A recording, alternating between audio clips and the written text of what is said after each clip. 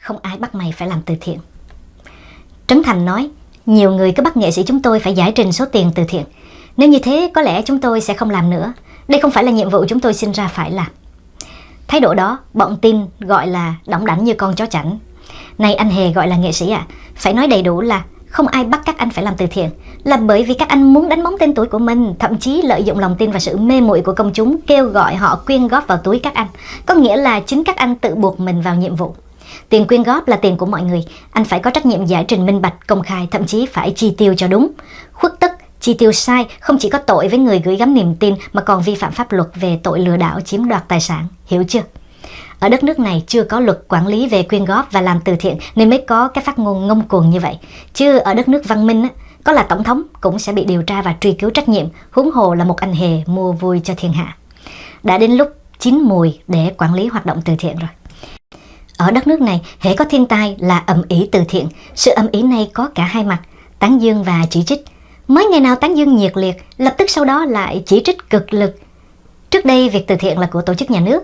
Từ khi mắc tai tiếng động trời về việc không ít địa phương tự ban phát từ thiện cho người nhà dòng họ của mình, dần mất lòng tin, thì các tổ chức cá nhân làm từ thiện phi chính phủ mới mọc ra như nấm. Nhà văn, ca sĩ, diễn viên, MC chỉ chờ có thiên tai là kêu gọi ủng hộ từ thiện. Và nhà nhà, người người thi nhau đóng tiền vào các tài khoản của tổ chức cá nhân đó để thể hiện lòng tốt. Tùy theo tên tuổi của cá nhân, tổ chức đó mà số tiền tập trung nhiều hay ít. Có tổ chức cá nhân quyên góp được số tiền lên đến hàng trăm tỷ đồng, đến mức tổ chức nhà nước cũng không sánh được. Công việc từ thiện sôi động như ngày hội giữa đau thương, đến mức năm rồi chỉ một địa phương nhà cửa đang ngập trong lũ mà có hàng trăm cano đua nhau ầm ĩ hơn cả bão ập đến gây nguy cơ sập nhà như VTV đã phản ánh. Tôi không chỉ trích những tổ chức cá nhân đã quyên góp và làm tốt nhiệm vụ mà những người đóng góp đã gửi gắm, nhưng tình trạng vô tổ chức, vô chính phủ như hiện nay là đáng quan ngại. Hô hào ầm ĩ làm từ thiện rồi hô hào cùng nhau ném đá khi hoạt động từ thiện có vấn đề thì đã là điều quan ngại thứ nhất. Lòng tốt của con người đang ở bờ vực mong manh của sự khủng hoảng và sụp đổ. Hoạt động từ thiện mà làm phong trào thì chỉ có thể hình thành nên những cơn bão nhân tai, đố kỵ, nghi kỵ, lạm dụng và kể cả gây ra sự bất công. Các tổ chức cá nhân làm từ thiện không đố kỵ vì ta gom ít kẻ kia gom nhiều đã là còn may. Dân quyên góp tiền mà thấy không hiệu quả, họ không chửi bới mới là chuyện lạ. Và không thể quản nổi nếu có một tổ chức cá nhân nào đó lạm dụng lòng tốt để mưu lợi cá nhân, rồi để được nổi danh, các cá nhân tổ chức đổ xô vào cái nơi ầm ĩ nhất. Hiển nhiên, dân ở nơi đó hưởng lợi cao nhất, trong khi dân ở các nơi khác cũng hoạn nạn tương tự thì lại chịu thiệt thòi. Thế có bất công không?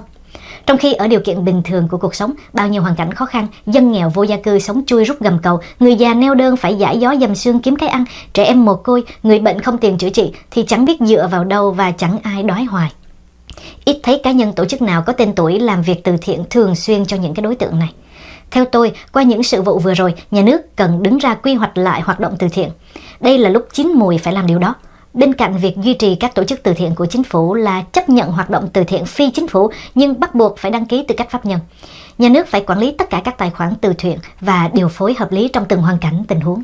Nghiêm cấm các hoạt động tự phát lợi dụng hoạt động từ thiện để trục lợi, dù nhẹ nhất là đánh bóng tên tuổi cá nhân. Nhưng quản lý bằng cách nào? Các nước văn minh quản lý rất đơn giản. Bắt đầu, khoản từ gốc của quỹ từ thiện được đăng ký tư cách pháp nhân. Quỹ từ thiện có hai loại, quyên góp nóng khi có sự cố và quyên góp thường xuyên. Tư nhân nắm giữ tiền, nhưng nhà nước phải quản bằng kiểm toán. Trước một sự cố thiên tai, dịch họa, nhà nước phải điều phối các cá nhân tổ chức đó phải chi khắc phục sự cố theo thiệt hại của từng vùng.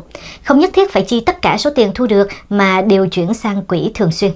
Quỹ thường xuyên sẽ chi cho hoạt động từ thiện thường xuyên, giúp đỡ cho các đối tượng có hoàn cảnh đặc biệt như tình trạng vô gia cư, người già neo đơn, trẻ mồ côi, bệnh nhân, nạn nhân ngặt nghèo.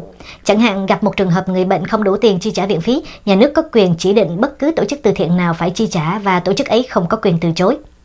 Nhà nước có thể thu hồi bất cứ tài khoản nào nếu xét thấy có sự vi phạm. Tất nhiên, đến lúc Quốc hội cũng phải ra luật từ thiện làm căn cứ pháp lý để xử lý. Luật chấp nhận tổ chức từ thiện như một doanh nghiệp tư nhân, chỉ khác là miễn thuế và phi lợi nhuận.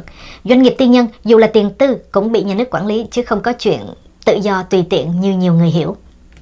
Lòng tốt bắt đầu từ lòng tin. Đã thể hiện lòng tốt thì chẳng mấy ai nghi ngờ, cho nên sẽ xuất hiện những tổ chức cá nhân lừa đảo như một tất yếu.